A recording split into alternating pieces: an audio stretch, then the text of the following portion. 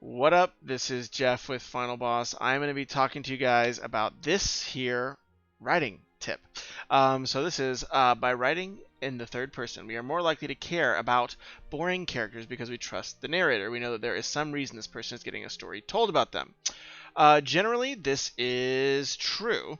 One of the risks here is, you know, it stays boring, but if you are intentionally wanting to have a character that is a slow start character, some character that doesn't have a really strong, compelling plot engine, at least in the first few pages, point of view might be able to help you here. And I think that's one of the things that many writers overlook is they usually default to the point of view that is easiest for them or that comes most naturally. But in this case, this is saying, hey, knowing that your story might have some drawbacks that, okay, let's say that we know that this character in the first few pages is going to be passive, and we want to make sure that the reader is going to follow that passive character long enough for the inciting incident to happen and for the plot to begin. Then a third person is a good choice, and having a very strong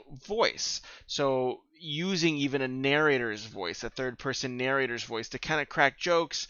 You'll see this a lot in Agatha Christie novels where when she's talking about Poirot, the narrator is kind of making inside jokes that to the reader, even though I think I think it is a generally close third person.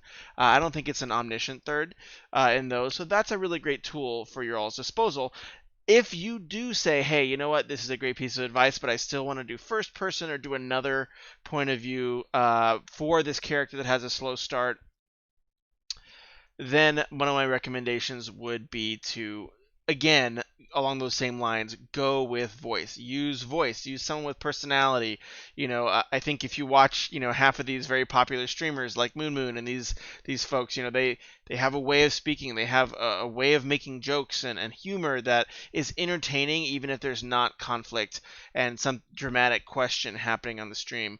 Uh, that's a stream example, but I think the long and short of this really is when you know your character is going to have a slow start, you need to start arming yourself with tools, with ways to work around that. Using a different point of view is a way to do that, and then also spicing up whatever point of view you use with some voice, with some narrative flavor, flavor text, whatever, can actually get you a pretty long way. There are other tools, but this is kind of the one we're talking about. Mostly around point of view and how point of view is delivered. So hopefully that's helpful, and best wishes in your writing.